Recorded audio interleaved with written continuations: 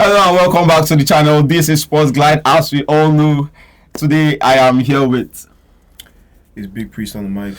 Yeah, I am Phenomenal Boss, as we all know. And yeah, Nigeria advances to the semi-finals of the Afcon. And since we need to know about this, because Nigeria have put in an excellent performance so far. Our attack, Victor Osimhen, talking about Lookman, Iwobi, giving the divine vibes and everything. What do you have to say about that? Yeah, like I said earlier, crazy performance from Nigeria. Their attack is so potent, and key players that you talked about, Victor Osimhen, Iwobi, Lookman, Ako Adams, Onyeka, all of these guys have been absolutely incredible. Calvin Bassey as well, Chukwueze. The squad is so stacked, and even in attack and defense.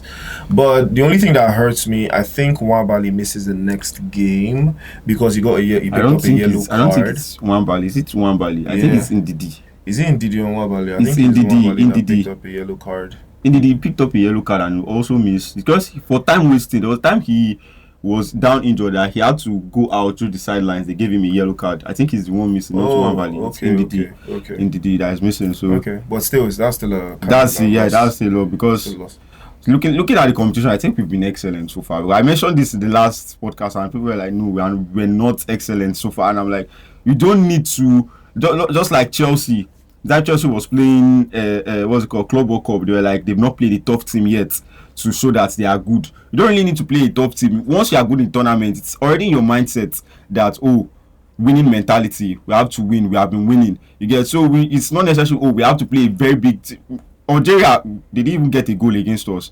As they didn't even get, I think first half they didn't get a shot on target. After some of them were like they paid the referee or something. Even if the referee was paid or not, you guys didn't even get your chances. So I don't know how you want to say it. And Egypt eliminates the current champions from the Afcon, which are Cote d'Ivoire, Ivory Coast. And I don't know what you have to say concerning this. I mean, it was kind of like a surprise for me, though. I thought that game would go to extra time or something, or penalties, to break the deadlock. But, you got to respect the 9-1-1 football that Egypt played. That was peak haram ball. They were like 7 at the back, 8 at the back. Sometimes, they had to do anything to get it over the line. The strategy was 7 at the back, then Mamouche and Salah up front, then launch the ball forward and beat them on the counter. That was pretty much the strategy, and it worked. Ivory Coast didn't have a plan for that. And for me, Ivory Coast have been heavily being carried by the likes of Amad Diallo. Amad. And again, all they had to do was find a way to nullify him. And I think Ivory Coast just lost the ball from there, but they still put up a good performance. Just wasn't enough to break down serious haram ball. I think the best player of the tournament so far should be. I don't want to be biased because I don't want to. This guy, as a Liverpool fan and as a Nigerian that I am, so far, if I should rate, I think Mohamed Salah is the best player in this Afcon tournament so far. So what do you think? Who do you think is the best player in the tournament so far? Well, so far I think it's still very tight. I think it's still very competitive. I think Victor Osimhen is still up there. I think Iwobi is still up there. I think Lookman also can make a shout, but we all still have some players from Morocco as well. We've still got Hakimi, we've got Brahim Diaz as well. Brahim Diaz has been excellent. Yeah, exactly. So I'll still pick it really boils down to this week. Yeah, I think these 4 countries that are playing the semi-finals, each of them have a CAF Player of the Year. One of them, I think, Ademola Lookman from Nigeria. I think Osimhen too from Nigeria, Mohamed Salah from Egypt, Sadio Mane from Senegal, and Morocco. I think Achraf Hakimi from Morocco. So I think it's going to be a war. It's going to be something that we have to look out for, that who is going to win. So now let's start with the matches. We have Nigeria that takes on Morocco. So what do you think is going to happen in that match? Who do you think is going to advance? Ooh, man, it's tough. It's going to be tough. It's so tough. Owing to the fact that Nigeria has this thing where they don't be the host of the tournament. Of the tournament. Are we going to break that jinx? I mean, we did just come off beating Algeria.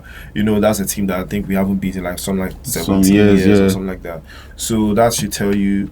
that the mentality is top notch right different. now, and I think it also has to do something with the quality of Morocco, because I've been there as well, so I know that Morocco has excellent quality. Their pitch, their hospitality, everything is top notch. So I think that has also played into the favor of the Super Eagles.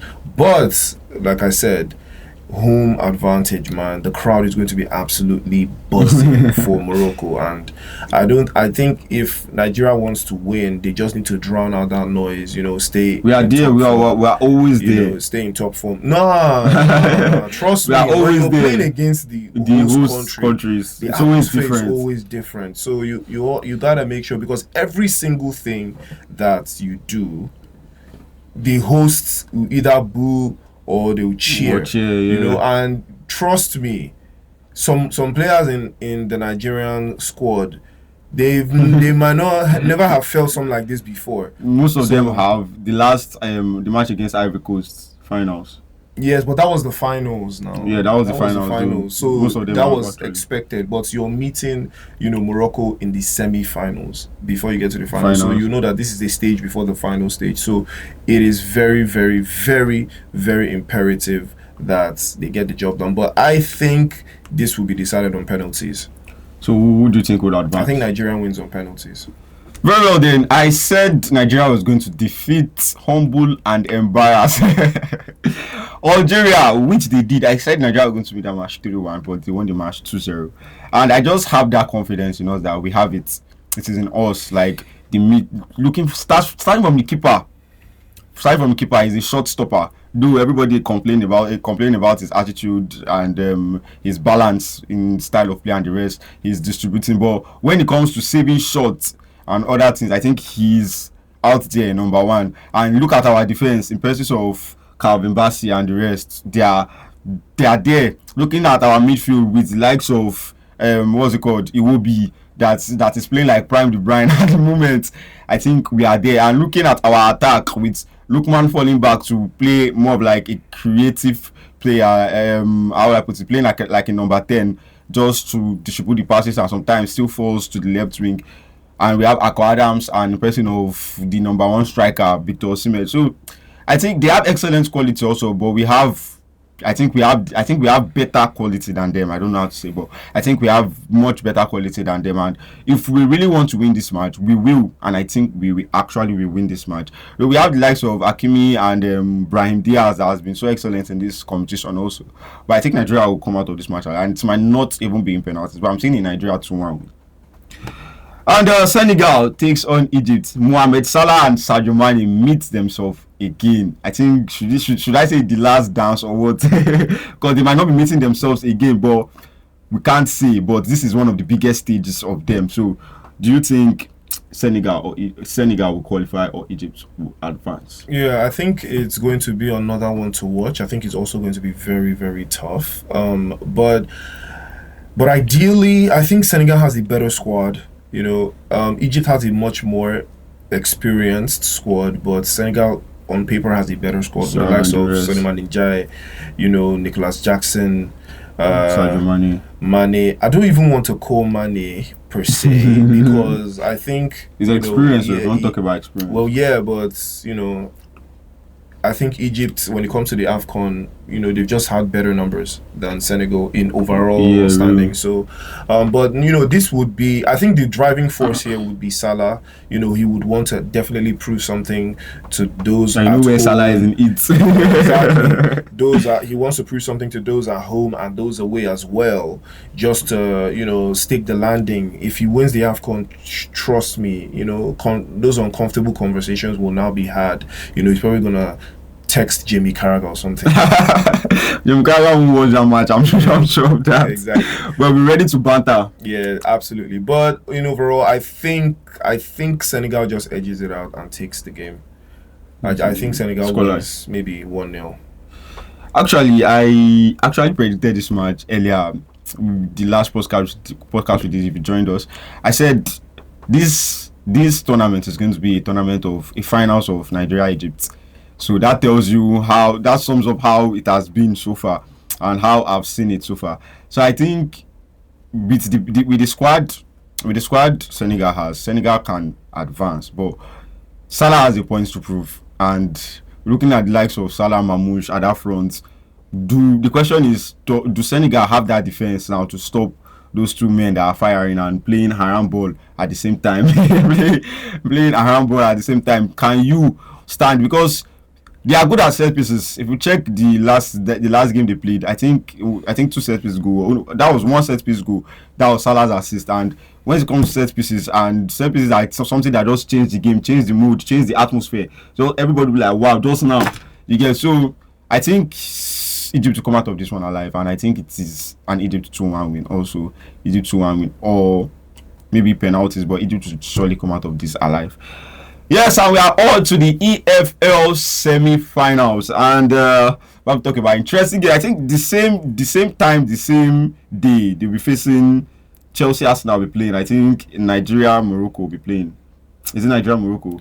I think so. Same time, and it's going to be Chelsea and Arsenal fans that are Nigerians. Also, how do you want to do it? And Chelsea Arsenal EFL Cup semi-final. What do you have to say about that? Wow. I mean, that's a blockbuster fixture, at Stamford Bridge, I believe. But Chelsea's going to be without the likes of Cucurella and Moises Caicedo, so it's going to be a very, very tricky game for them. Arsenal coming off a 4-1 win over I believe Portsmouth in the FA Cup just concluded. So both teams actually did perform well in the FA Cup that was just concluded, averaging 4 to 5 goals between them. But I think now we're going to see the real test of the new manager.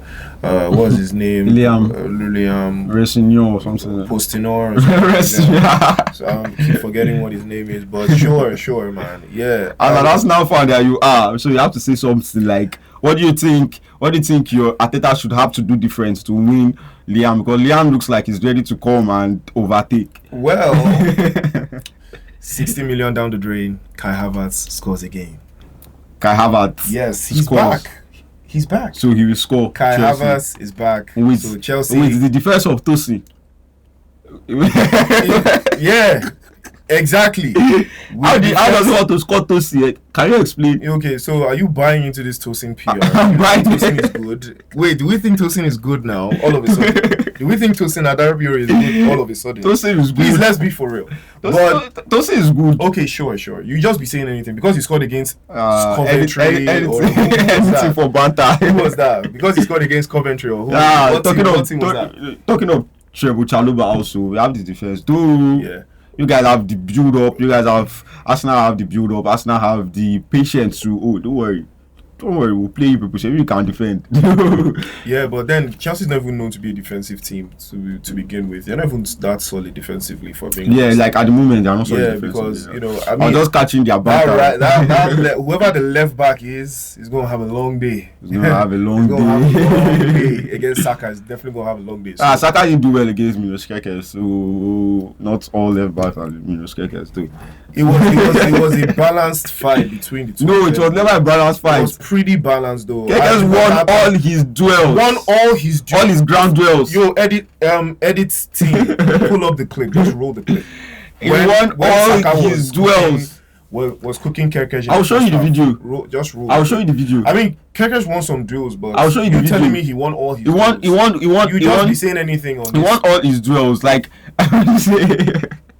Eggers won all his duels against Saka. I'm talking about what I saw, the statistics I saw. Because that's all you were. 4/4. Oh. 4/4 duels won. Ground duels won. We'll see. Just maybe it's air duels I'm talking about. They'll just roll the clip. You see. But outside of that, I think it's going to be one for the ages. I think if Arsenal want to get to the finals of the Carabao Cup, then they need to win this game, at Stamford Bridge. I really want to see what this manager has in store, but I don't think, with his plans and the way they played in the last game, I don't think that's going to be enough to stop Arsenal. That is going to be firing on all cylinders because. Guerrero and Saliba are in top form now. Now they're back. The The only place that Arsenal is maybe going to be a little bit tricky is, you know, in the left back position. You know, Miles Lewis Skelly has been struggling in the past couple of games in there. So I think that's the only place that, you know, Chelsea can exploit. But knowing Arteta, is probably going to play Timber and White. Probably going to play Timber at left back. So if he does that, and I think you know, Chelsea doesn't even score any goals at all. We know this is the time. By this time last season, Arsenal started withdrawing from all competitions. It was Manchester United that I think pulled them out of this competition. Was it this competition in FA? I can't remember. I think it was Manchester United that pulled them out of one serious competition like this by this time last year. That was the FA Cup. Yeah. It was Newcastle that pulled us out from the Carabao Cup. So this is what I'm saying. By this time, this is the time we know Arsenal to be like, this is what we know them to be. Start withdrawing from all the competitions. Start withdrawing. They know they've had an excellent season so far. But I mean, we were talking about, you know, last time at the FA Cup was Manchester United that pulled us out of the FA Cup. But now Manchester United is not even in any competitions. No. I'm not talking about Manchester United. Manchester United has a different problem. We're talking about last season and this season. No, we are talking of Arsenal's consistency in such competitions. Yeah, but you're referencing past last season, right? Or past season. Yeah, but you're talking about the past. Yes. Now. You're talking about what happened. I'm talking about what happened in the past. Wow, imagine in the past, you know, by this time of the competition, Manchester United are not Arsenal. I'm talking of Arsenal's consistency in doing this. Yeah. By this time of the season. But then we've already gotten past it now. But this time of the season, we're already out of the tournament. But now we're still, you know, we're now in the semi-finals, you know, and so yeah, I actually think it's much better, right? I mean, I try to think the spell we fall again on Arsenal, and Chelsea will come out of this one alive. And when I'm saying my predictions and my analysis, it will be laughing, but you don't know these things happen. This is football. It's called football heritage. It happens. So I think Chelsea somehow will come out of this match alive, and I think it's Chelsea 2-1. Okay. So what's your score like? Well, I said Arsenal wins 2-0. 2-0. Chelsea will not score. Yeah. Garnacho will not score. They call him. They don't call his name anymore. They call him subject. Dilap will not score. Joao Pedro will not score. Estivao. Wow. Go ask Barcelona. They'll explain to you. Okay. Newcastle takes on Manchester City. What do Manchester City have to offer after a 10-1 thriller? As wicked as Pep is, started Semenyo, started Haaland, started against who? What do you have to say against Newcastle, Manchester City? Yeah, I mean, with the introduction of, you know, Antoine Semenyo, it looks like they've locked another thing as well. But then again, you know, Newcastle is never say die. You know, they are one of those teams that always fight to the end. You know, their past couple of games, they have been quite consistent in that regard. Although my problem is they lack, you know, defensive structure. They've been conceding a lot of goals. Real. It was a really entertaining game. It was tough. I tried the match, but I didn't finish it. It was very, very tough. I had to watch Nigeria's game too. Yeah, it was very tough. I had to watch Nigeria's game. You know, Harvey Barnes again came in clutch.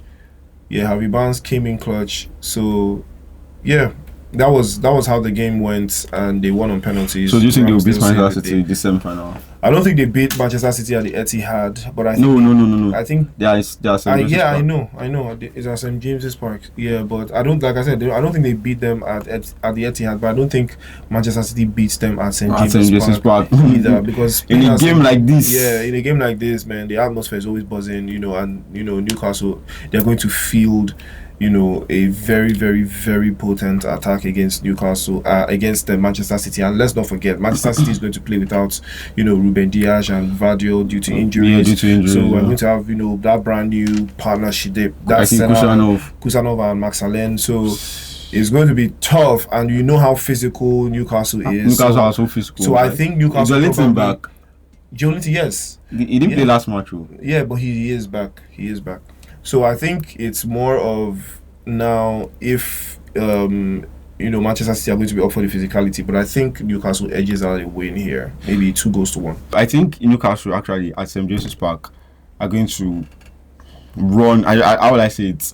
Run into Manchester City, because you can ask the likes of Barcelona.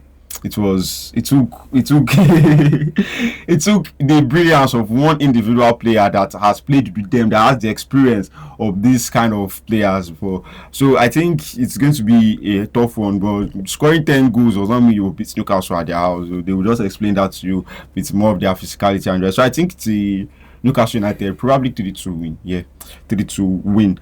And talk about Manchester United exiting all other clubs. Like this season now, their aim is let's just play football.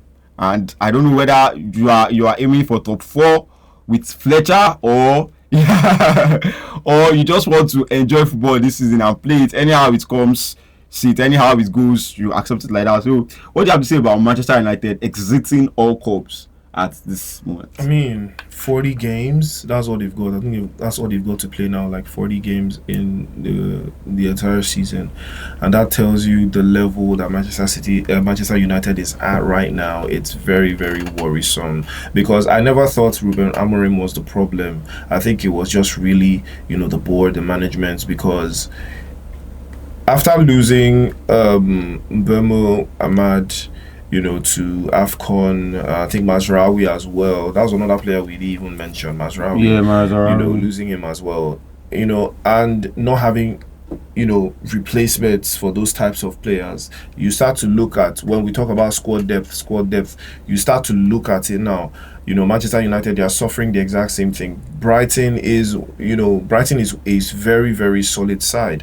And when you look at, the squad that Manchester United had against Brighton, you would be surprised to see that they were matched. Brighton was outperforming them in every single Sesko is now firing step of the way. Yeah, but Sesko is one player, and there's no way you can give him the responsibility of dragging Manchester United across the line. He hasn't built that type of, that pedestal for himself just yet. Exactly. So you can't really put that on him. Yeah, he can do his best, but what Manchester United is suffering from right now is, I saw you're still having Dalot Garty playing 2026. Come on, man. And Amorim was winning games with this type of lineup, and the board thought they were gonna have to let him go. Now, no new manager bounce here. No new manager bounce here, man. Manchester United are in for a long day, and their next game is City. Tough. It's gonna be a tough one for Manchester United as the season goes on, because Fletcher, I think they just want to keep him as an interim till the season finishes, because they've accepted their fate already that this season is gone. Losing to Grimsby, losing to Brighton, drawing 3 games to Leeds, Wolves, Burnley. This is outrageous for a team like Manchester United. For the standard of your team, it is very poor, and I think they should just try and enjoy football. Their fans enjoy Nigeria winning winning the Afcon. That's if we do.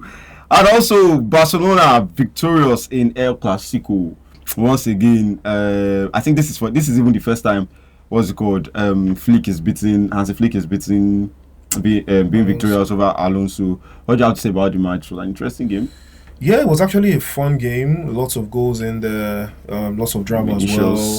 Vinicius' goal was absolutely incredible. Beating 2 players, cutting inside and finishing. It was, something textbook. But you could tell that, Madrid was missing Kylian Mbappe in the first half of that game. You could tell that his presence wasn't there, and Vinicius just took it upon himself. Well, at the end of the day, Supercopa, Barcelona win. It was pretty good. I think I saw a little bit of drama after the tournament ended, though. I think they didn't want to. Mbappe didn't want to get God of Honor and all of that. They just wanted to get back home and focus on their next game. Yeah. So I think that was going to be most of the strategy involved. But at the end of the day, solid performance from Barcelona. Rafinha, surely man of the match for me. He was absolutely incredible, and he put in one hell of a shift. So yeah, I don't have much to say, but concerning this match, but I just have one thing to say to Barcelona fans. Hope you can see the effort that Rafinha is putting into playing games for you. So at the end of the day, all the credit does not go to who does not deserve the credit, because at the end of the day, we will not see him in FIFA Pro XI We'll not see him in. We'll be seeing other persons of. I don't. Should I even mention name? He has been 18 years now for the past 3 years. So I don't have the message to pass to Barcelona fans. I hope you are seeing the effort Rafinha is putting into playing for you guys, and he's absolutely good. I don't even know how to put it again, but you should just acknowledge the facts and know who you are driving your praises to. You get, so that's the only thing I have to say for Barcelona fans, and enjoy your win. It's a normal thing, a Clasico. We know at this moment who is the best informed team is going to win the match, and the drama always continues. So on this, we've got a little bit of a mini segment for you guys. So lock in. Easy 2 odds for you. Nigeria to qualify. Bet responsibly. Alright, we've come to the end of this show. Don't forget to follow us on all social media. Don't forget to like, share, subscribe, comment. Don't worry, everything in your comments. Thank you. Join us in our next section.